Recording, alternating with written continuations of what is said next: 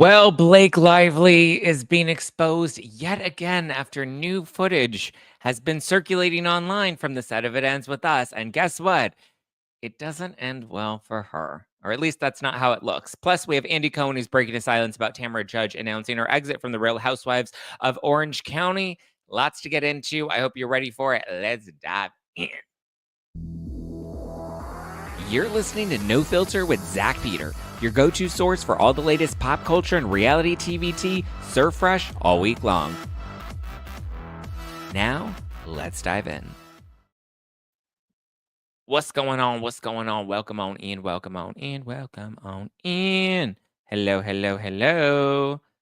What's up, guys? Happy, what's today? Tuesday? Happy Tuesday. What's going on?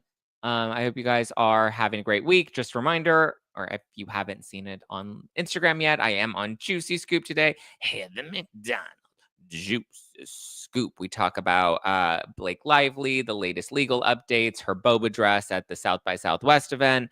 What else do we talk about? We talk about Andy Cohen and his alleged departure from Bravo. He seems to be stepping down, like I told you guys a couple days ago, or I think last week, that there is apparently some announcement that's supposed to be coming out in April. Uncertain where that will be posted or what that will be. I'm thinking maybe it's like an announcement like this is the final season of Watch What Happens Live. Something like that. I don't know. We'll have to wait and see what happens with Andy Cohen. What else? We talk about Meghan Markle, talk a bit about Housewives. Lots that we'll be getting into, lots that we'll be discussing. Clearly, she uses teeth. Yes, we'll get it. Oh, yeah. Thank you, Donna. 80,000. Yes, guys, we hit 80,000 subscribers. 80K. Hey. We're at 80.7. This is insane. Like, we're going to end up hitting 100K, like Onaja Robinson said. 100K for real estate. That when we hit the 100K, I'm going to have to use Onaja Robinson. Love you and Heather McDonald. Thank you, Marissa. Kenny G says, everyone wants a piece of that. You want a piece of me, me. You want a piece of me. And also shout out to Donna, because Donna talked about it, a rumor she heard. Yeah, where do you think she heard it from, Sharon? Shout out to Donna, who also, I think Donna just broke 40K. 40K, hey, make it rain, make it rain, make it rain. Okay. Let's see. Thank you, guys. Thank you. 100 is going to come fast. Yeah, I mean, listen, it's coming fast. Faster than James Kennedy on a one-night stand. Okay. Zack and Donna was amazing to meet you. Thank you, Michelle. Woo, woo. Okay. Well, don't forget, you're going to the trial. I mean, if we can make it to 100K, I'll fly to New York and we'll cover the trial live. Listen, yes, I want to cover the trial, but also, like, I want to make one thing very clear. And I was debating on whether or not I wanted to go on a little rant today, but I'm feeling a little Zactivated at the moment. Because I am very grateful. And I feel like I come on this show and I express my gratitude and I express how much I love the community. Yes, I do want to shout out Donna Bowling was on Billy Bush's podcast, Hot Mics with Billy Bush. Tune into that. It was great. Donna killed it. And she got to come in studio. I had to like do the Zoom and Donna got to come in studio and Donna killed it. So shout out to Donna on Billy Bush. Go tune into that. Flood his comments with nice things about Donna. Let him know the Zack Pack is representing. But like I feel like I come on this show and every time we hit a new benchmark or a new milestone, like I'm so grateful for the support that I've gained this year and in years prior, right? No Filter is coming up on my 10-year anniversary this April. And No Filter has had a number of iterations, right? Before TikTok made podcasts popular, before YouTube made podcasts popular, when podcasting was just podcasting on an iPhone through the Apple Music app, right? Because it wasn't even an Apple there wasn't an Apple Podcast app. What was it on iTunes or Apple? I don't remember. My point being, I've been doing this a very long time. And the show has evolved a number of times. And I always go and follow whatever the juicy story is, whether it was Erica Jane's legal scandal, whether it was Scandival, whether it was when Jeff Lewis and Heather McDonald were beefing and I was covering that, whether it's Meghan Markle, like whatever. I don't think that anybody can very confidently accuse me of engagement fishing, right? I don't think I follow whatever stories or narratives are popular. I mean, shit, I did an episode on the election and that got me beaten up, right? Like I've never gone for the contrarian opinion or the popular opinion. I've always gone for the opinion that's just the most honest and authentic and organic to me. I've taken my whippings from the internet accordingly. But what I don't like is when I see other creators, people that I know, people that have my phone number, people that I've been very good to, people that I've been very nice to and very supportive of over the years, that now want to come out and throw shade because they think people like myself or my friends like Donna or any of the other content creators that are closely covering this Blake and Baldoni coverage, they want to make it seem like we're doing this for engagement. And it's so easy to hack the charts and hack the numbers by covering this case because the numbers could blow up, blah, blah, blah, blah, blah, blah, blah, blah. Okay. One thing you can definitely not accuse me of. First of all, with any business that you have, sure, there are certain trends or ways that you word things to make sure you capture people's attention. That's part of the nature of the beast. Unless you want to be some loser podcast, sometimes you do have to lean into some of that stuff. However, I always cover things, and I think this is why I have such an engaged community that supports me, and I'm very grateful for you, is that I think you can tell there's passion behind the topics that I cover. Right? I don't want to talk about housewives or I don't want to talk about traders for a full hour. Why? Because that's not interesting to me. So I don't want to do that. I'm always going to follow the things that are interesting to me. Again, when it was the Erica Jane Girardi scandal and people wanted to beat her up, and because now people want to turn this into like, oh, it's a takedown of a woman. I was defending the woman that wasn't guilty. And guess what? She hasn't been locked up. She hasn't been arrested. Erica's still not been charged with anything. Okay. Ultimately, I was vindicated in that case because I was following the facts. I was reading the court documents. I was interviewing attorneys. With Scandival, I was glad to burn Scandival at the stake. I was glad to call out Rachel Leviss for all of her bad behavior, you know? So, and even prior to that, like I remember there was a whole era where I dedicated to like old school reality television, Rock of Love, Flavor of Love. I interviewed all those stars. There's a whole playlist of that on YouTube. Those numbers were great and are still considered great to this day. So I've never been one to follow the trends for the sake of following the trends and trying to hack the algorithm. Okay. Number of other people do that. Good for them. That's not my style. I don't like to be looped into that because I'm not covering this Blake and Baldoni stuff solely because I want to gain the numbers. Okay. First of all, that's fucking insulting because I've worked my ass off a lot harder than some of these other bitches that want to talk shit right now. Right. I've worked very hard. And let's be very clear. I'm not talking about one person, but I've seen a number of social media posts and podcast shit that I saw in the last 24 hours from people that want to run their little fingers and run their mouths. Okay. I have nothing but respect for other creators because I've always defended how hard we all work. But don't come up in here and try to throw shade at me and try to say that I'm doing this just because it's popular and it's the easy thing to do. And we can all talk about Blake and Baldoni and blah, blah, blah. I see some of you guys talking about Blake and Baldoni. You're still not getting my numbers. Okay. So don't give me that bullshit. Okay. It's not fair. I'm following this case because I'm genuinely passionate about it. And I'm genuinely passionate about getting to the truth and getting justice for somebody that appears to have been wronged. You think I don't want to take Blake Lively's side? Absolutely fucking not. Everybody, and that's also a dig to everyone that's following this case. Maybe not, they don't have a platform, but they're following it and commenting on it. We are people that, one, have intelligent critical thinking skills that see that this man appears to be wrongfully accused, but if the tides turn tomorrow, we will absolutely go in the side of the truth. We've always been in pursuit of the truth. And so why shouldn't we stand up for this man? Why shouldn't we follow the case? If this was, I've said this a million times, if this was the O.J. Simpson trial or the Menendez brothers trials where everybody was covering that, nobody was calling the press then, just because we're now the press, nobody was calling the press then saying that, oh, they're just engagement fishing. Fuck off. Like, honestly, fuck off. If you don't want to jump into this lane, don't jump into this lane. That's fine. We all have a lane that we can get into, okay? Don't drag other creators because you're insecure or whatever the fuck it is. I don't care. I can only speak for myself, but I can also speak for a number of my friends that have been covering this case on their platforms. We are genuinely passionate about getting to the truth. And if this is what the audience is interested in, why is it wrong for us to cover this case?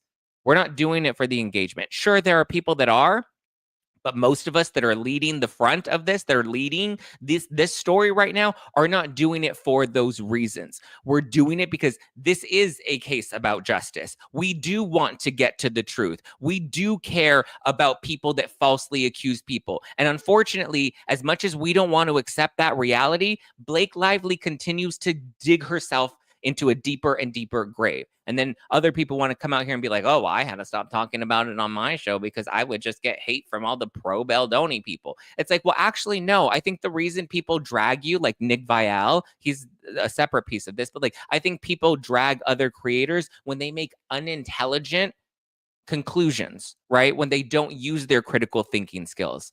And when you don't use your critical thinking skills and you say something stupid that's not really based on any sort of fact or evidence. And again, I'm very clear, we can only go based off of the information that we have and the evidence that we've seen so far. That can change tomorrow, and our opinions can change tomorrow. And you know what? If Blake Lively does at some point have a smoking gun, I mean, I can talk about Donna and I are on the phone every day being like, what could her smoking, like, could she be on the right side of this? Like, we're constantly questioning ourselves because we want to get to the truth of it. Right? And if she has a smoking gun and it comes out tomorrow and Baldoni looks like a piece of shit and I have to come out and defend her for that and take my beating from the internet, I will do that proudly. You know why? Because I've always been honest and I've always had an original opinion of my own. And I've taken my beatings accordingly, whereas some other people will pander to their audiences because they want to make sure that they only get the nice comments and the good comments. So they want to be basic and do whatever the audience wants them to say. I'm not that bitch. Never have been that bitch. Never gonna be that bitch. Okay? So don't drag me, don't lump me into that. Not an engagement fishing person. Okay? At all. At all.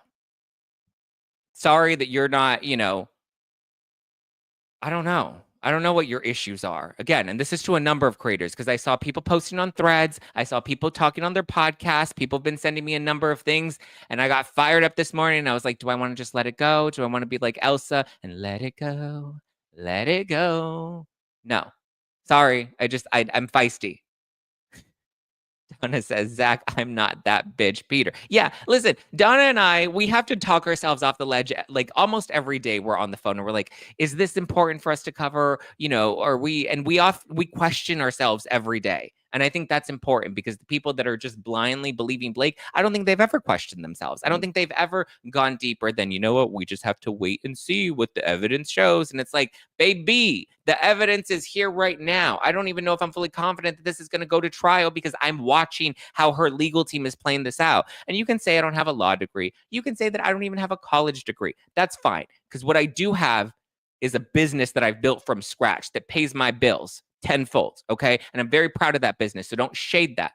Because a number of other people want to talk their shit on their, little thread accounts or whatever, and they want to say what they want to say. But also, baby, I've been in this game for 10 years. This podcast has been around 10 years in April. Okay. I've launched product. I had my wine line that sold out repeatedly for 2 years. I've toured twice around the country. Some of these people have been on my stage, and I've graciously shared that stage, as I always will. I always share my platform and want to make sure that I can help any other new creators. If there's talent that I see in somebody, if there's passion that I see in somebody, I always want to support other people. Do I talk my shit and call people out sometimes? Abso-fucking-lutely. That's who I am. I have a big mouth and I show you my flaws, right? All my fatal flaws, I'll show them for you here on the internet so you can use them against me on Reddit and crucify me. I'm fine with that. I would rather be me. I would rather be honest. I would rather be authentic. And I would rather have an original thought of my own rather than just do what is the popular thing or whatever it's going to get me the most nice comments. Or because I'm not going to talk about that because I'm afraid of getting negative comments. Please. Honestly, please. As Bethany Frankel said, get off my jock. Because even without a college degree and even without a college degree or a law degree, I'm doing just fine. I built something from scratch, brick by brick. I'm not like Nick Vial, who literally was on The Bachelor, got a built-in audience, and then had a manager or an agent set up a podcast deal. I built this brick by brick. The foundation that a lot of people want to start their shows off, give credit to those that started. And there are a number of us. I don't want to take sole credit. I mean, Heather McDonald's one of them, Daily Pellegrino, Watch for Crappens, a number of people that have set the stage and that have helped a lot of us get to where we're at, right? Some people have to run before others can walk. Don't shit on people just because you think you're cooler than them, please. Good luck. Go be cool with Ariana Madix. Where's she at now? Everybody wanted to ride her dick because you thought she was the best thing ever. And again, like her on a personal level. Lovely every time I've interacted with her and chatted with her. I have nothing against her personally, but it's like everyone, wanted to be all pro Ariana. And remember when I got beaten up for defending Lala, when I was like, hey, you guys are kind of being vile to this pregnant woman. Where was all that compassion when you're like, Blake Lively, don't be mean to a woman. Don't bully a woman. Remember when all you bitches were talking shit about Lala who was pregnant? You were ruthless and evil to Lala Ken. You were ruthless and evil to Erica Jane, who, let me remind you, has yet to be charged with the crime. Because guess what? Doesn't appear she did anything. But you thought that you were all so smart because you were watching Real Housewives and you thought that suddenly you were all big and bad and wanted to tear down that woman. Some of you go on these podcasts and rip apart these housewives left and right based off of, their behavior one season or their political affiliations that you don't like or whatever it is. But you like to pick and choose when it's okay when you want to rip down another woman. At least I can be consistent and stand by what I believe in. 10 toes down, period. Erica Jane, they beat you up too. Yeah, I was constantly getting beaten up for that shit. Guess what? And now everybody wants to like Erica again because it's popular, because she's okay now. It's okay. Your reputation won't tank if you're on Erica's side now. Fuck off. I don't do what's popular and what's going to get me the most amount of whatever. Sorry, I didn't mean to come up on here and use the first 15 minutes of the show on my damn soapbox, but like, fuck. It's so disappointing, I guess is the real word. It's disappointing to see. I don't know if I want to call it jealousy, because I think that's just like a cheap thing to say, like, oh, you're jealous. So I'm not even going to say that, but I just want to say that, like, we all work hard. Many of us work hard. Some of us, like I said, have built an audience. But listen, if you can sustain that and keep the longevity, I know I throw a lot of shade at Nick Viall, and sometimes maybe I go a little too hard, right? But at the end of the day, we all are doing our jobs. We're all trying to just do the best that we can. And I can only speak for myself, but for myself, I cover things that I'm passionate about and that I'm genuinely interested in, and that my audience wants me to cover as well. People don't tune into this show because they're not interested in the case. They want to know the latest updates. So why is it wrong for me to continue to cover the latest updates every day? I don't try to go for the bottom of the barrel shit, but I'm going to give you updates as they come in. And the reality is, this is one of the biggest cases in pop culture right now. And there are new updates every single day, practically. So there you go. Rachel says, why do I want to start boxing right now? What if yeah, that's the thing. What if somebody else falsely accuses you? Yeah, exactly. To all these people that want to talk their shit. Like, that's what I'm I'm not just doing this to defend Justin Baldoni. I was critical of him, and I still, listen, I can still be critical of him, but I can still defend the truth, right? I always said Erica Jane was never likable, but I had to speak to her culpability, not her likability. So even when it comes to Justin Baldoni, I may not always see eye to eye to him or like him entirely, He's definitely built that feminist brand, but at the end of the day, I have to stay loyal to what appears to be the truth, and I'm going to stay loyal to that. And I trust that the audience will continue to hold me accountable and stay loyal to that, which is why I trust them and why I think we have that connection that we have. Don't talk your shit about me. When you've done as many live shows as I've done, you've sold out as many shows as I've had, and you've launched product and sold out a product and, consistently ranked and stood strong in the charts for 10 fucking years, then you can talk, then you can come for me. But until then, baby, I want to see where you're at in 10 years. Okay? Stick to your own content, do your own thing, do you. Leave me out of it. Thank you, Rita P. Honestly, drama, this is juicy. I would be talking for free. Right? The Baldoni stuff, like, it's juicy. We're all so interested. Buy yourself a martini. Oh, thank you, Donna. Okay, first of all, Donna, martinis are like $20 in LA, but I appreciate the $9.99. I love you, Donna. Mwah, mwah, mwah. I think I actually owe you for a martini last time we went out. Marcia says, get 2 martini. Okay.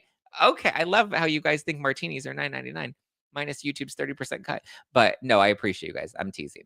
I'm totally trolling you. But yeah, listen, we have to stand up to people like Blake Lively, because people like Blake and Amber Heard ultimately end up hurting women in the long run. And that's important. We have to stay true to the truth.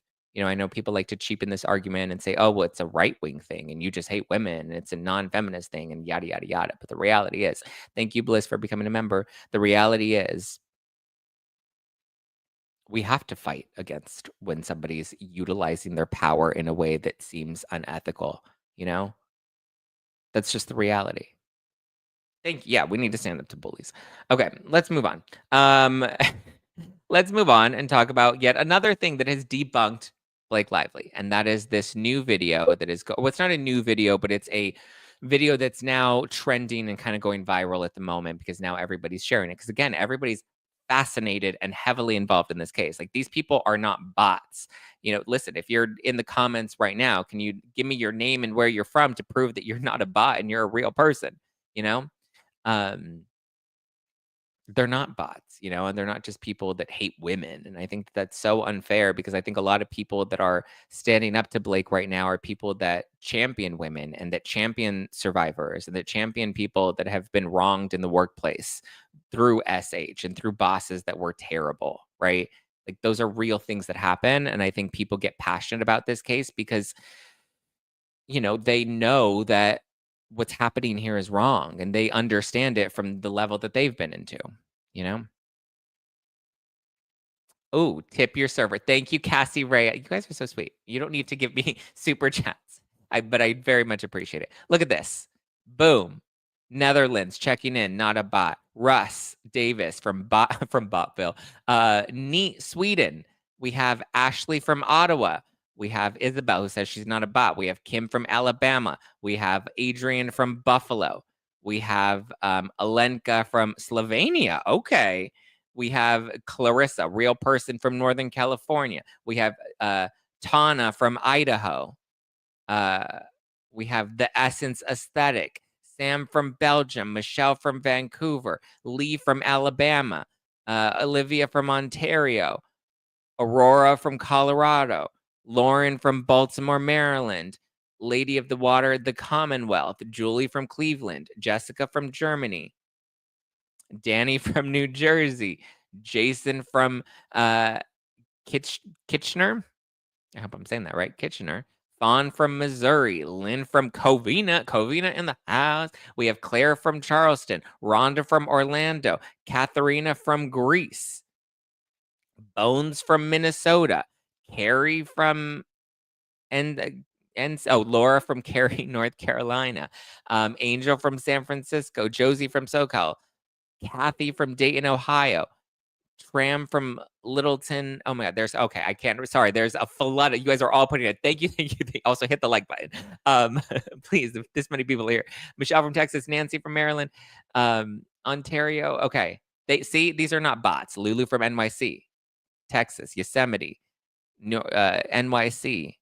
Oh, United Emirates, UIA, Illinois, Louisiana, Logan from Scotland, Portugal. These are not bots. These look like real people to me. I don't know. I'm not just making up these names. I'm mispronouncing some of these names. So you know damn sure I ain't making them up. And I don't think this many bots could hack that live chat that quickly. So Spain, Canada, Jenny from the block, Nashville, Jersey Shore, Florida, baby. Oof. Danielle. All right. So let's play this video then, because this is another clear example, and we'll get into why this is so important, because it is a very important case. Okay, this video has been circulating online, and it's them, they're kissing, they're making out, and it's from the set of events with us. And if you look closely, you really zoom into that, you can see that in their makeout, this is them acting out the scenes. It's like iPhone footage or some sort of paparazzi footage. By the way, this is on Reddit. I think it's Justin Baldoni subreddit. Sure. I give some lerv in the club. The_smart_girl. The smart girl in the Team Justin Baldoni subreddit page on Reddit. So you can see in this video, it's them passionately making out, right? And so why is this important? Especially if you look at where she's biting his lip, because you can clearly see that if you slow down the video and you kind of look at it frame by frame, you can see, where is it? Right there. You can see, boop. Look at that. She's biting his lip. Boom. You can see it right there.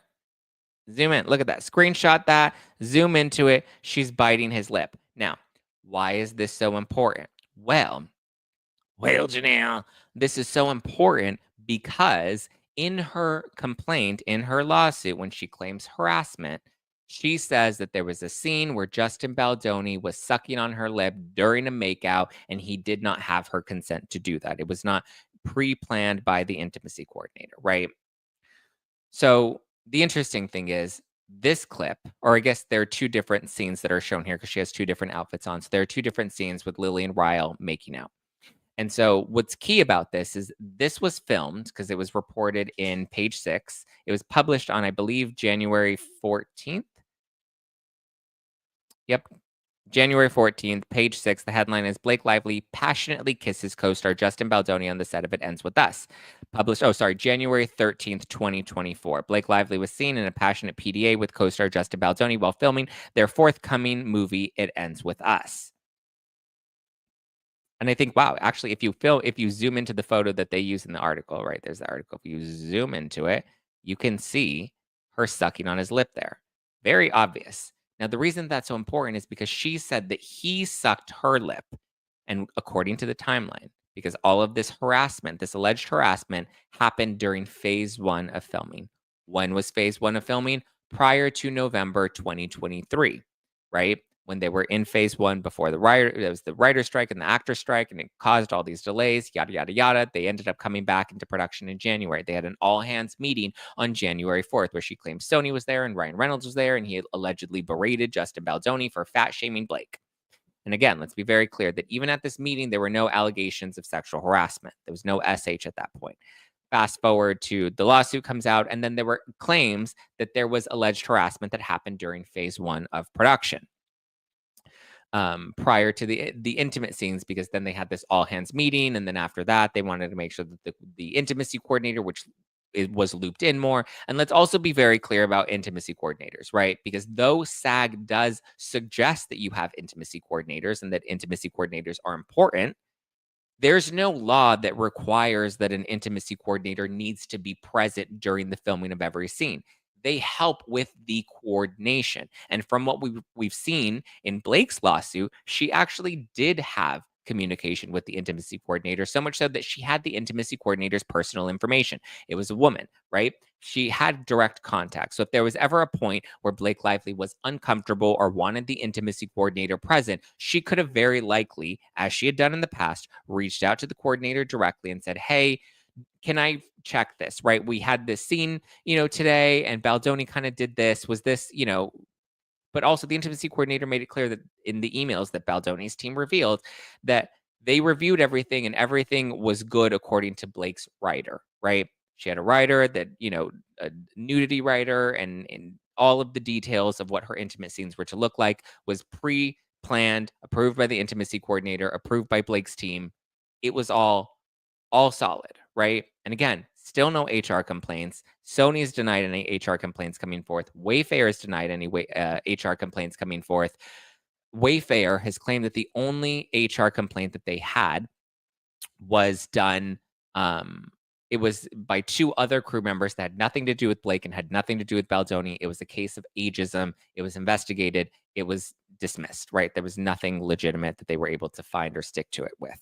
So it's just interesting that she accuses him of sucking on her lip, and she says that that was inappropriate, that wasn't pre-planned, but yet clearly we see her sucking and biting on his lip. And then I saw somebody on TikTok that was commenting, and they're like, well, there's a difference. There's, it's a matter of consent. And if she didn't give him consent, then, that's different from here where, clearly there was consent and there wasn't consent when it was done to her. And I was like, well, first of all, if you're engaging in this, and again, this is during phase 2, which they also have a document, an agreement from her that says that everything during phase 2 was all good. She felt safe. She felt fine during phase 2. So it's interesting that in phase 2, she can act this way, but she was upset when he did it to her in phase 1, which again, there weren't any intimate scenes according to the production schedule. There weren't any intimate scenes that were filmed during phase 1. So it's just the timeline, and it's a number of different contradictions and footage. Footage is objective, right? This is very clear, objective evidence that disputes her claim and that shows her exhibiting the same behavior that she claims was harassment from him. Or the "you smell good" comment that she said, he smelled my neck and then said that I smelled good. And then we saw the footage and we heard the raw audio. And she says, oh my God, or she's like insecure about her spray tan. She's like, sorry if my spray tan smells. And he's like, don't worry about it. It smells good. And then and she's like, oh, that's just my body makeup that you're smelling, right? A very simple platonic exchange. And also smelling somebody, if you're uncomfortable with somebody, again, he didn't even say that he smelled her. She just said, sorry if my spray tan smells. And he's like, it smells good. Like, it's not that big of a deal. And again, as somebody that's gotten a number of spray tans and had the orange hands to prove it, spray tans have a very distinct smell, and you are very insecure about that. I'm constantly telling people that, like, oh, sorry if my spray tan smells. But look at just if you zoom into this, you can clearly see that she's biting on his lip. And I want to know, did he give her consent? Did she explicitly ask him, can I bite your lip? Can I suck on your lip in this scene? And if she did not explicitly ask him for that, and if it was not explicitly written into the script, because that was what that was the other thing that the people that are pro Blake were picking apart with that dancing montage scene, right? Where they're just like, yeah, but he keeps leaning into her and he keeps trying to kiss her and blah, blah, blah. And that's not in the script. The script just says dancing. I was like, well, yeah, it just says dancing, but that could mean anything. That could mean line dancing. That could mean intimately doing the robot, whatever that means. Like, it's open to interpretation, which is why an actor and a director work together collaboratively. And sometimes an intimacy coordinator can coordinate these things, but usually the intimacy coordinator is coordinating sex scenes. That's usually when an intimacy coordinator is present to help with that, to make sure there's nothing uncomfortable with that. Yeah, I mean, scenes like this, for sure, there could absolutely be some coordination and some choreography to it, no doubt, right? But when it's more for the hot and heavy scenes that the intimacy coordinator is more necessary, right? Because actors have talked about how awkward it is and how uncomfortable it is during those sex scenes. And so that's usually when there's a bit more orchestration so the actor feels a bit more comfortable. They know what they're doing. It's not, open ended territory. So again, it's just another contradiction because people were saying that, oh, well, the script didn't say that he should be kissing her in that one scene. And I'm like, well, great. Well, let's see the script. And does the script say Lily bites Ryle's lip? Because by that same logic and by that same argument, the script should explicitly say Lily bites Ryle's lip. And then and I want to make sure that the intimacy coordinator has their notes handy that says Lily bites Ryle's lip. Like, this lip biting and lip sucking should absolutely be part of the script by the standards that people are holding Justin Baldoni to. So, double standards. 1000% double fucking standards.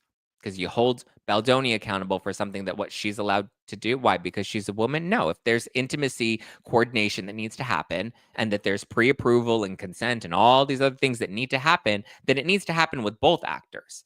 Because again, this is a movie about a love story. It's a tragic love story, but it's still about a love story where their characters are in pursuit of each other. So yeah, when you see Ryle pursuing Lily, people are interpreting that from that dancing montage scene into, oh, look at Baldoni's kissing on her and Baldoni's coming in and making out with her. And it's like, yeah, they're two fucking actors that are supposed to be playing love interests in a movie. That's what they do.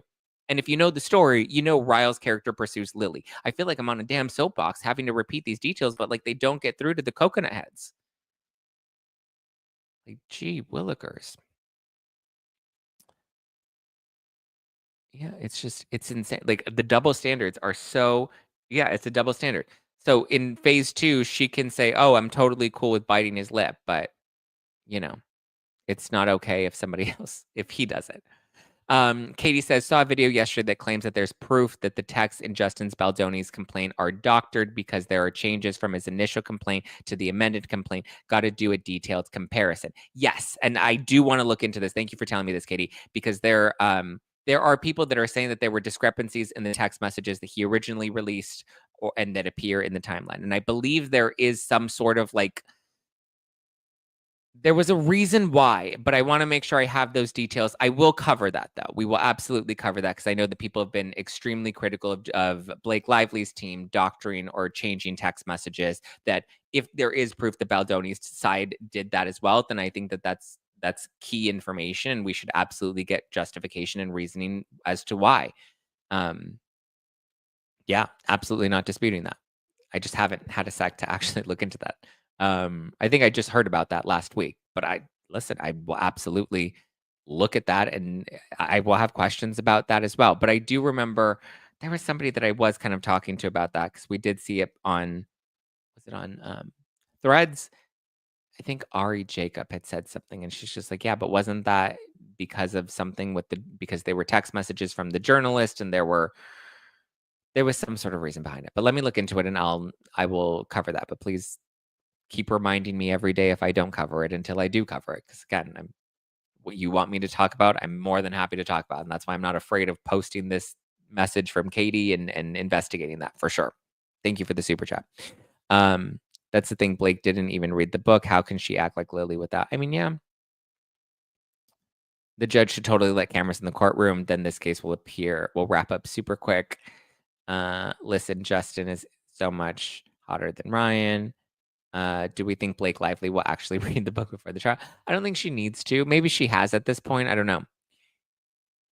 I can't imagine a scripted makeout. If there is some punt of improv, it would never seem real. If there isn't some punt of improv, it would never seem real. Yeah, and that's the thing. It's like the script will say like makeout scene, Blake and or not Blake, Lily and Ryle intimately, kiss on the dance floor, or make out, whatever. Like it'll say that, but it won't direct it specifically to like, and then Ryle leans in and kisses Lily, and then he sucks on her bottom lip, and then Lily turns away and smiles, and then turns back to him, and then bites his lip, and then like, if there's a key detail that's key to the story or key to the plot, that'll be written into the script. But for the most part, dancing montage really just means dancing montage, slow dancing, romantic, whatever.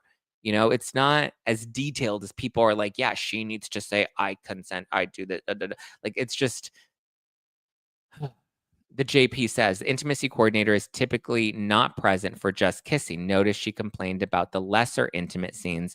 Ryan got a hold of the dailies and lost his mind. I bet maybe, I don't know if those are the theories that we have about Ryan Reynolds, but I agree. Intimacy coordinators are not typically around for just kissing scenes or dancing montages, number one, unless Blake specifically requested that, which it doesn't appear she did. And she had direct communication with the intimacy coordinator that she took creative liberties all the time, asking for the dailies, changing the dialogue and the script regularly throughout the production. So you're going to tell me there was no opportunity for her to reach out to the intimacy coordinator and say something to her and have her be on set for this makeout scene? Like, it's just, it doesn't logically add up, and we've seen a lot of contradictions in Blake's side so far. Friedman knows that they have to submit court-approved documents. It doesn't matter if the texts are not complete. I don't know. Everyone in here should press the like button right now before you get off, please. It helps Zack and the podcast. Thank you, Danielle. I appreciate that. Yes, please hit the like button. Continue to support the podcast. I appreciate you. Amount of improv. Yeah. I mean, yeah, there's some of these cases are improvised. Even, you're given the script and the script has dialogue, but you're the one that's improvising how you're bringing that character to life. And sure, the director is going to give you some sort of creative input. Just because the director gives you creative input for your character, you can't suddenly then say, oh, well, if he's telling me to do this, then to me, it feels like harassment. Again, there's discomfort, and then there's harassment. There's creative differences, and then there's harassment. There are very clear definitions for these things. FYI, the lip biting was after she complained about his behavior. Yes. Oh, yeah. That was my point. If I didn't make that point clear enough, thank you, Brown Eyes. The her biting his lip happened after she claims his behavior was bad, and she referenced that being one of the things that she didn't. But here's the thing, and this is why I think she made some of those allegations. She didn't realize there would be this footage that gets out there and gets leaked. One, I don't think she ever expected the lawsuit to go this far. I think that's become abundantly clear. And two, like, I don't think she ever thought that the evidence, like the case would become this big and the evidence would be so scrutinized, because this is technically evidence. This video footage is evidence, and it does show her engaging in the same behavior she claimed that he exhibited. And again, unless she had explicit consent, and listen, she's the one that had the nudity writer. She's the one that had the conversations with approval from the intimacy coordinator. So if she has those things, then I would assume Baldoni, should have had the opportunity to also have those things as well. And, I don't think that there should be double standards. I don't think one is allowed to bite one's lip and the other's not. If it's bad, then it's bad all around. Do I think that Blake might have had an affair with Brandon? No, I don't even know if I'm fully convinced that I don't think Blake and Baldoni had an affair. I think for a minute we were reading into that a bit. But okay, more of that, and then I want to talk Andy Cohen in just a sec. But very quickly, I did want to remind you guys, because it is Tuesday, and because it's Tuesday, this promotion is running out fast. We're at the very tail end of it, and that is DoorDash and Panera. 20% off your Panera You Pick 2 order on DoorDash from 3/3 March 3rd to 3/12 March 12th, which is this Wednesday. So definitely clock in these savings, because if you're looking for love this spring, doesn't matter if you want a little spring fling or a situationship, or even if you want something a little more. It's easier than you think to find love on an app, or at least a lunch you love on the DoorDash app. Whatever you're looking for, DoorDash and Panera are teaming up to help you find the perfect match. Panera's You Pick 2 offering lets you pair 2 items like a cup of soup, half a salad, half a sandwich. You put them together from Panera's menu with over 800 possible combinations, because they have a variety of options to choose from. It's easier to find your one true lunch. You Pick 2, delivered to you with DoorDash. Steamy soup, refreshing salad, savory sandwiches. Find your perfect pairing. I love Panera. Love my grandmother and I miss her. We would often have lunch at Panera, and we would go in and we would do, the soup. Sometimes I would do soup and salad, but she would always get the sandwich and salad. Or I guess if it was chili, she would get the soup. But we would always go to Panera, and that was kind of like something that we bonded on. And that's just it's a memory that came to mind as I was thinking of their You Pick 2 offering. And it's just something that you can do now from home. You don't even have to go into Panera. You can use code TRUELUNCH, TRUELUNCH, for 20% off your Panera You Pick 2 order on DoorDash. It's rainy outside. I don't know. Soup and salad actually kind of sounds nice today. It's chilly in LA. It's rainy outside. I tried to take the dogs out this morning. It was like rainy. And so I'm like, I have to go to the market to buy food to make dinner. And I actually think I may not do that and just cash in on this True Lunch offer from DoorDash and Panera. Use code TRUELUNCH for 20% off your Panera You Pick 2 order on DoorDash from March 3rd to March 12th. That's this Wednesday, March 12th. Terms apply. For full terms, go to the Panera store page on DoorDash. Bada boom, bada bang, bada boom, bada bang. Also, I want to give some love to my pals at Thrive Market, because you know what's crazy? There are over 10,000 chemicals that have entered the US food supply, yet the EU limits this to just about 300 additives. Big difference. 10,300. Hello. I personally don't have time to be sifting through all these ingredient labels to see what's in my food, which is why I love Thrive Market. Thrive Market makes it so easy to find better options without any of the hassle. One of my favorite features is their Healthy Swap Scanner. It's in the Thrive Market app. It's simple. You just scan an item and it'll instantly suggest cleaner, healthier grocery alternatives, right? Like there are a ton of meat sticks that you can probably buy at the gas stations, but you can get healthier ones from Thrive Market. One of my favorite brands is Chomps. I've eaten Chomps. I always have them on the go with me. So I love that I get my meat sticks shipped directly to me from Thrive Market. The best part is everything gets delivered right to my door, and I get savings on every order. Thrive Market also takes out the guesswork of finding safe, healthy foods. All their products are 100% non-GMO and free from over 1,000 harmful chemicals and ingredients, okay? It's super easy. So if you're ready to start your junk-free 2025, head on over to thrivemarket.com/nofilter and get 30% off your first order. Plus, free $60 gift comes with your order. So go and cash that in. That's Thrive Market, THRIVE, thrivemarket.com/nofilter. Thrivemarket.com/nofilter. Ha. And then lastly, I need to thank my pals at Pair Eyewear, because I actually do love Pair Eyewear. And every time I wear my glasses, I almost wore them on Juicy Scoop yesterday. But every time I wear them, everybody's like, oh my God, you look so cute. You look so good. You look like Al Woods at Harvard. I was like, I know that's right. So when you want to refresh things and shake things up, you can make your world a little more vibrant. Just in time for spring, Pair Eyewear has 3 new colorways for their most iconic acetate base frames. Take a peek at their new cozy honey, soft lavender, or you can even do a moody gray vibe if you want a moody gray frame. Don't forget, you can soften or bolden your look with just a snap with their endless collection of top frames. So you can buy the base frames that start at just $60, or you can put on the toppers. I have some toppers right here. My glasses, I forgot them in the bathroom, but I do have my toppers right here. And so what happens is when you're wearing your glasses, you just pop these on. They stick right on like a magnet, and then you're like, "Ooh, I went from regular glasses to sunglasses, regular glasses, ooh, to these sunglasses." So you can just mix it up depending on what your vibe is. You can mix it up at any time. They have a ton of different collections that you can choose from. Disney, Marvel, Star Wars, NBA. If you're a sports fan, you're gonna be like, "Yeah, basketball." So you can go through. They have sun top sparkles. They have classic colors. If you're just, you're a classic kind of gal.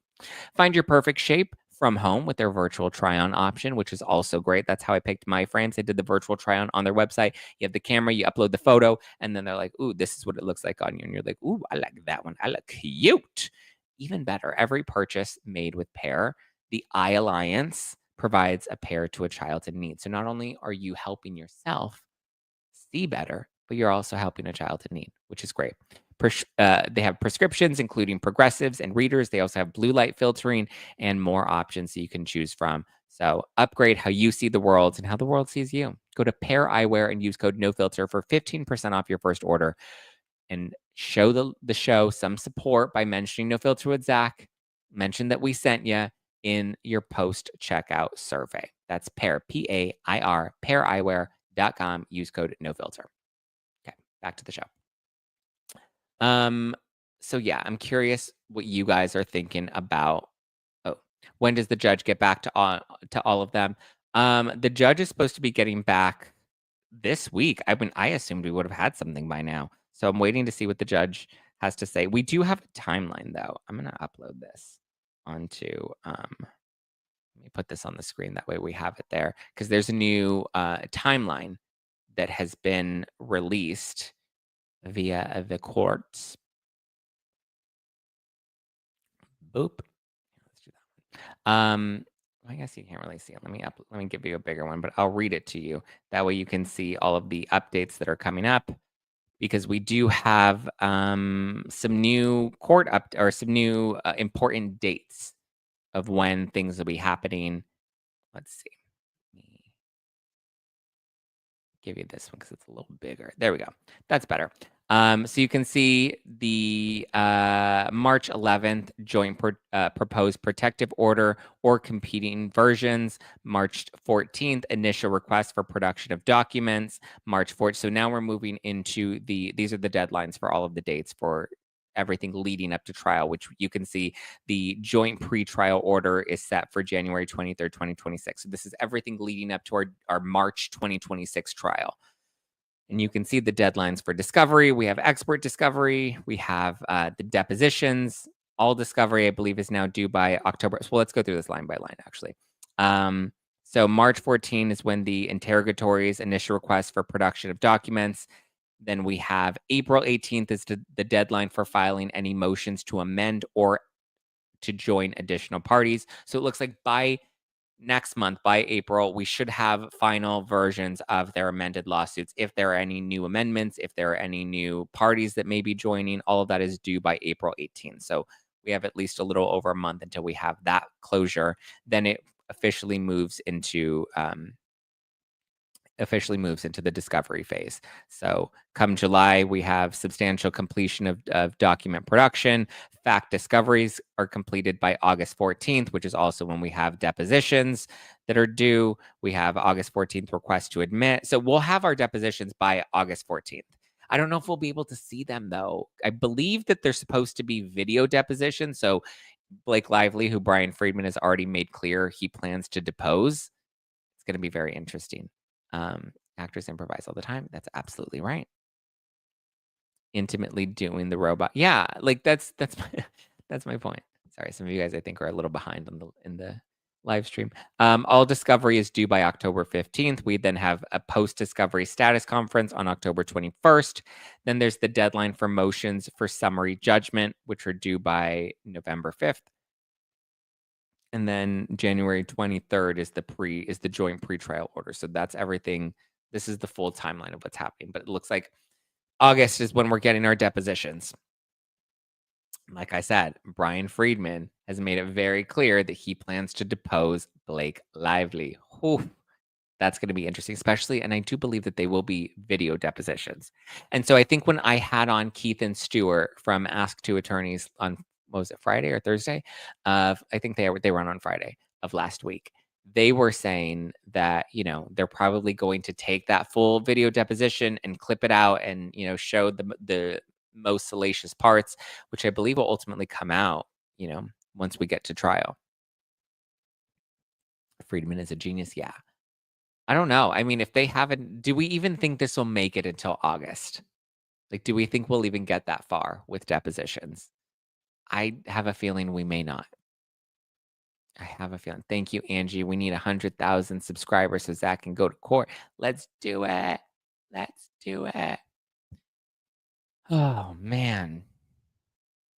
Imagine her arms all over the place in that deposition. Yeah. Oh, Dave Neal says that he thinks that this settles by July 3rd. Mark my words. Why by July 3rd? So that she can celebrate 4th of July weekend? She wants to make sure she has the weekend off so she can say, America's sweetheart.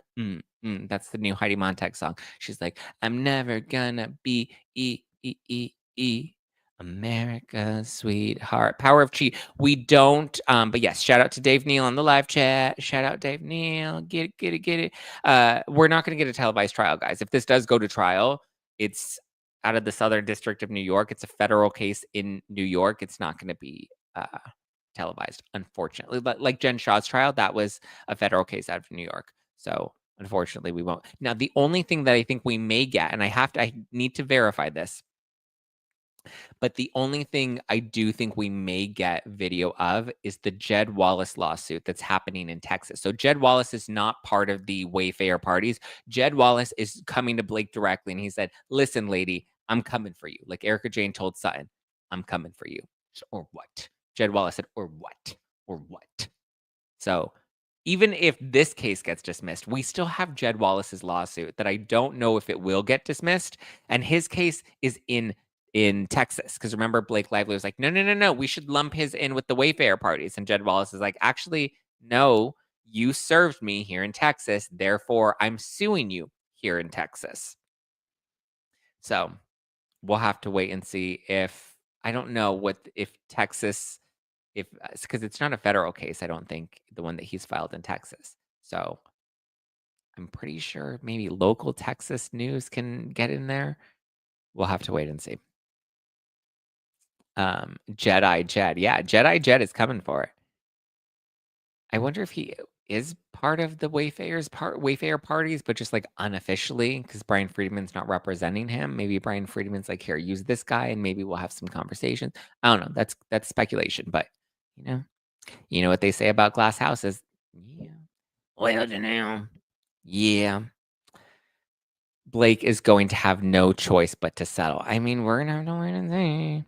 Zack, if you look at Blake's complaint, she says with loose fitting, she says that they were filming a scene with loose fitting onesies. So if that scene was filmed in January 2024, that means Blake is claiming the harassment at that time too. Well, they're not in onesies.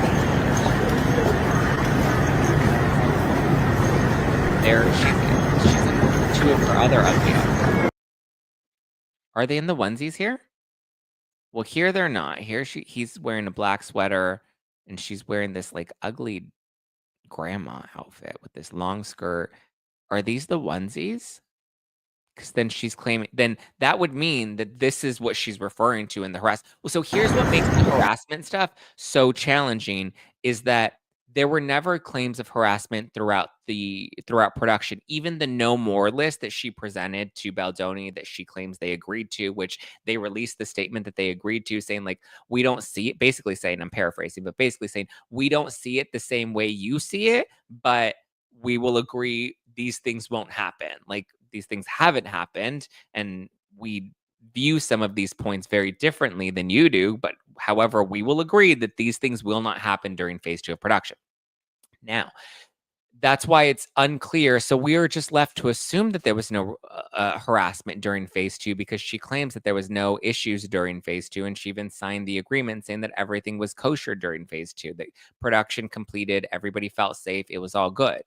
So, I mean, that would be yet another discrepancy if you're saying that she was claiming harassment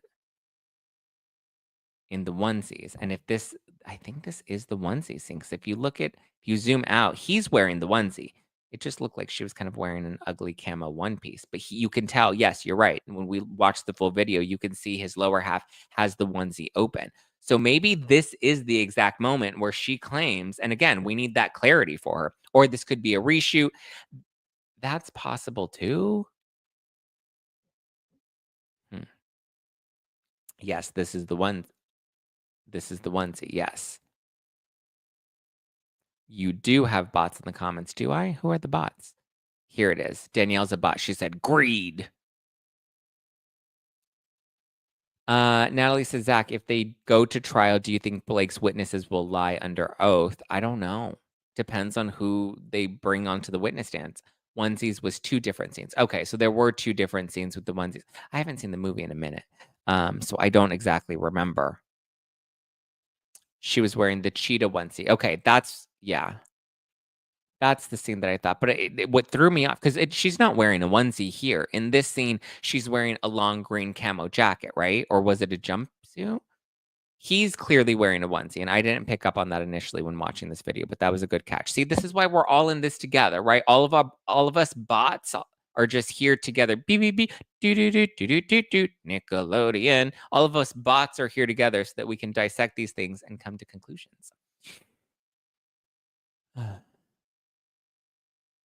Yanni says, I still have not seen the movie or read the book. I know more about the lawsuit.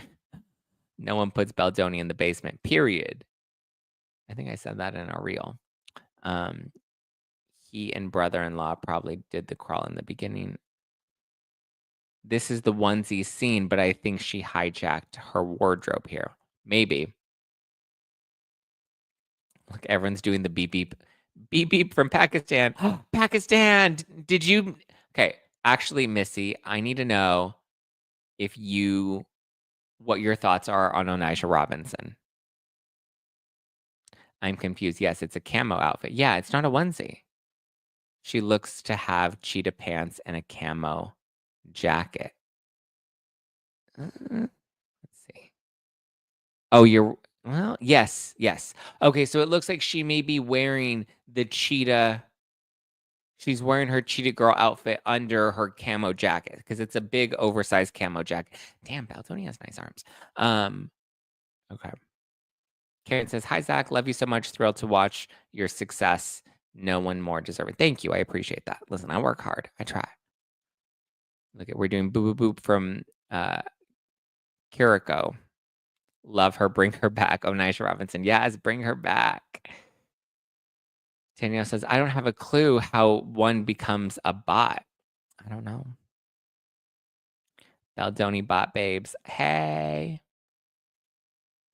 Is it just me? Or when you're breastfeeding, do you feel hot quicker? That's what I noticed Blake's doing. Say what? Like physically, like your temperature's up? When does the judge get back to them all? TBD. Should be this week when he gets back to us regarding the protective order. Ariana says there's video footage of Blake directing this scene. She is choreographing how she wants Justin to pull her into her arms. Yeah, but that was during the day. I remember that video going around too, and she's like grabbing his hips and like pulling them into hers, and she's very much touching him. And listen, I want to know, did she have his consent to grab his hips and thrust them into hers? Was that approved by the intimacy coordinator when she grabs him by the hips and she pulls him into her? I have questions. Okay. Let's talk really quickly before we wrap up. Andy Cohen.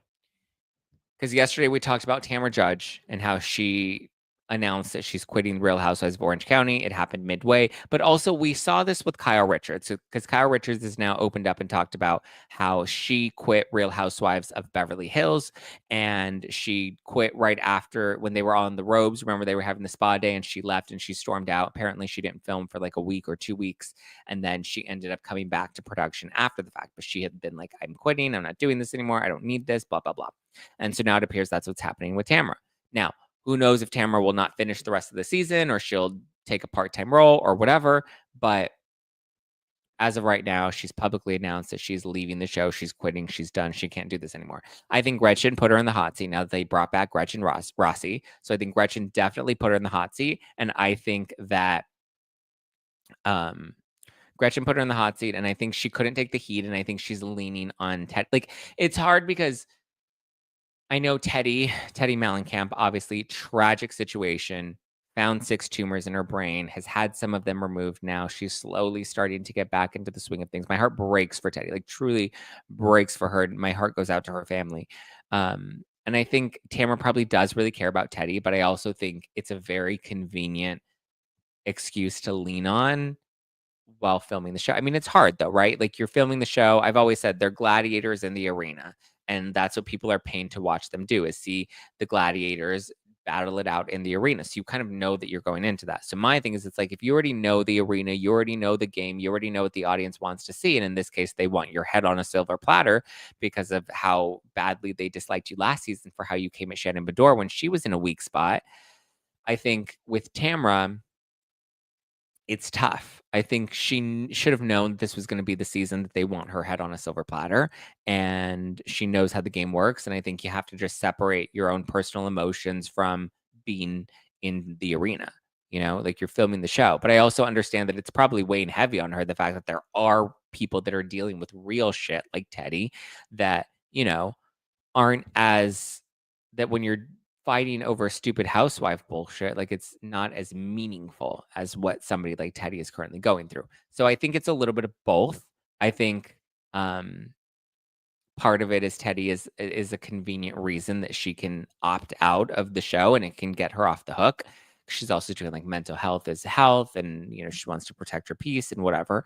And listen, I mean, I get it, but also if that's the case, then like, don't go into film it. Like, it becomes suspect when you quit as soon as the heat is on you, which is what I'm assuming is happening.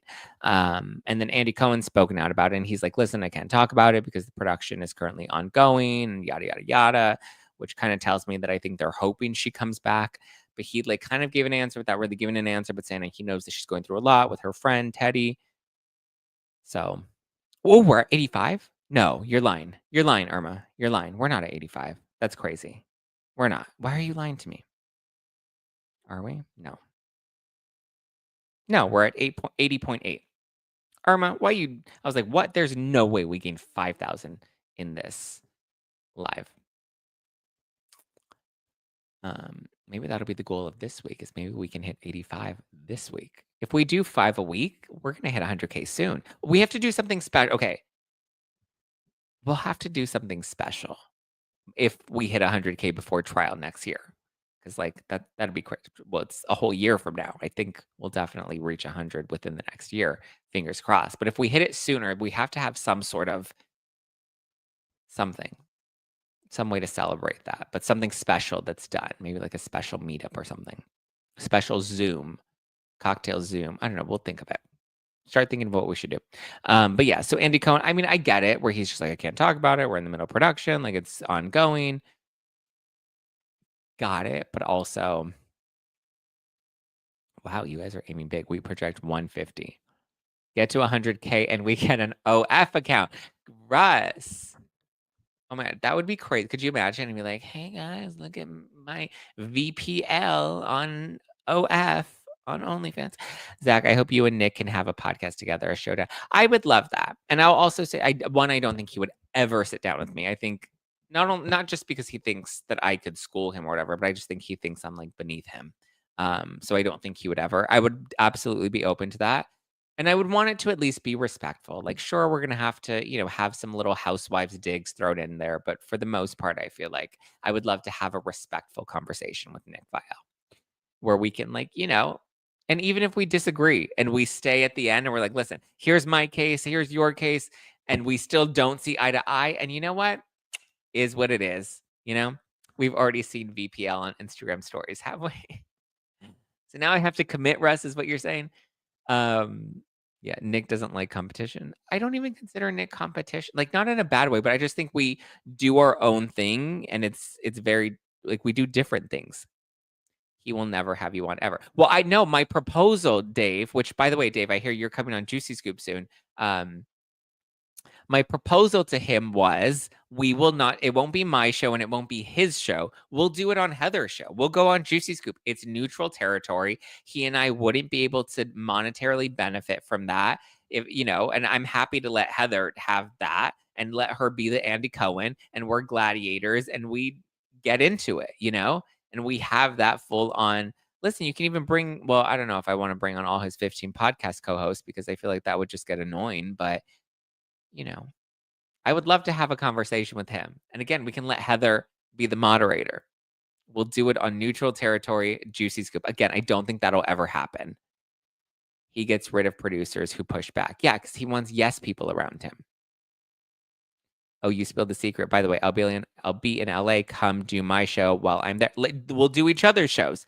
I don't think I spilled the secret. Heather spilled the secret on Juicy Scoop yesterday. We were talking. Have you not listened to Juicy Scoop today? I'm on and we talk about you. And I think we both we both had nice things to say about you. I don't remember what was recorded and what wasn't recorded. We kiki a lot, Heather and I. But yes, definitely tune into Juicy Scoop. But she did say that you had reached out and that you guys were talking and that she was going to have you on. But Dave, when you're in town, let's go. I'll book us some time at Spotify. We'll go into my Spotify studio. I would love to see it, Zack. I just know he wouldn't do it. Yeah, he would absolutely not do it. He's avoiding this topic because he's in the minority and he's actively hurting his own podcast by not covering it deeper. Not only that, Dave, but somebody pointed this out to me, that even in the episodes where he does cover it, he doesn't even mention it in the description or in the timestamps of where he talks about it. Like it'll come up and they'll talk about it for a few minutes, but in that timestamp, it'll have like a whole other thing that it says, you know, like update, legal update or something stupid like that, that has nothing to do with it, that doesn't explicitly say Blake and Baldoni. So I think he knows he's in, you know, in the minority. Okay. Well, Dave text me. He deleted my name from his podcast, LO, like edited my name out of a combo. Of course he did. It's hilarious because he knows he's missing out on the gravy.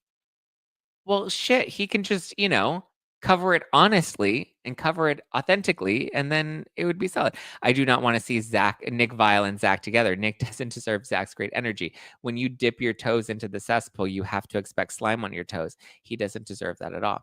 It's okay, Nancy Drew. I'll find somebody to lick the slime off my toes, and they'll enjoy that. That'll be the celebration at 100K on my new OF account. Okay, I don't want to drag Nick Viall anymore. Is there anything else? We talked about Andy Cohen. It wasn't that. You know, he's defending Tamra, but he seemed to have confirmed my theory that Tamra is using Teddy as one of the reasons she's dipping out of this season. But I don't think she's going to be fully gone. I think she will come back. I just think she needs a minute, a break, some time off. But also, how hypocritical of that, considering Shannon really went through a tough time last season. Would watch anything with Dave. Oh, you would watch Dave's toes in slime? Okay. Late to the show, but dang, you are on fire and I love it. Oh, thank you. All right. Is that everything? I think that covers it all. We covered all we got so many live super chats today. Thank you guys. That's so sweet. Hit the like button. Be sure to subscribe if you're not subscribed. Continue to show the show some love. Leave an Apple Podcast review or even just a rating. If you're listening to this on Apple Podcast, just boop, hit the 5 stars. Dave said, okay, I'll text you. Got my LA dates lined up. Talk soon. Yes, please. We'll plan something special when you're in town, Nick. I mean, Dave. Sorry, I didn't mean to call you Nick. Someone in the live chat wrote Nick, and I don't know why Nick Viall. Okay. And people are dragging Nick Viall in the chat. Yes, give me a text. Call me, beat me if you want to reach me. But yes, leave me an Apple Podcast review. Leave me a Spotify comment. I'll be sure to give. Let's give some readings. The Valley. The return date was just announced April 15th, so the Valley is returning April 15th. That's yay, soon. Love that. Okay, let's read the comments from last week on Spotify. Debbie Barnes says, bye, Tamra. She can dish it like she did last year to Shannon, but she can't take it. Boom. Sarah says, Running Point by Kate Hudson on Netflix. Yes, great show. Such a fun, just like a mindless kind of like fun binge. Have some wine, watch Kate Hudson on Netflix. Running Point. I recommend it. I binged it over the weekend. Megan says, great show. You're genuine, funny, and very knowledgeable on pop culture. I love listening. Thank you. Amber says, someone is going to stretch your nose rubbing. Someone is going to stretch your nose rubbing, doing quite a bit of it in this last segment. Sorry, I do that. I don't know. I'm like self-conscious that I have boogers. I promise it's not pasta. I've never done pasta. Nice hands in the photo. Nice hands. What hands? Oh, Anna Kendrick's hands or Blake Lively's hands? Whose hands? All right. Well, there are other ones, but those are mean, so I'm gonna ignore those. All right. Love you guys. Appreciate you. Have a great rest of your day. Hit the like button on your way out if you haven't. I loved it. I binged it. Yeah, see the new Kate Hudson show, Running Point. It's really good. All right. I have to go tape the Pop Report. So, new episode will be out of the Pop Report on Wednesday. All right, guys. Love you. Appreciate you. And I will. Oh, yeah. Secret Lives of Mormon Wives season 2 is also coming out in May. That's going to be exciting. I can't wait for the return of that. Maybe I'll get the Mormon Wives back on my show. That would be fun. I don't know. All right. Have a good rest of your day, guys. Talk to you tomorrow. Ciao for now. Bye. Bye.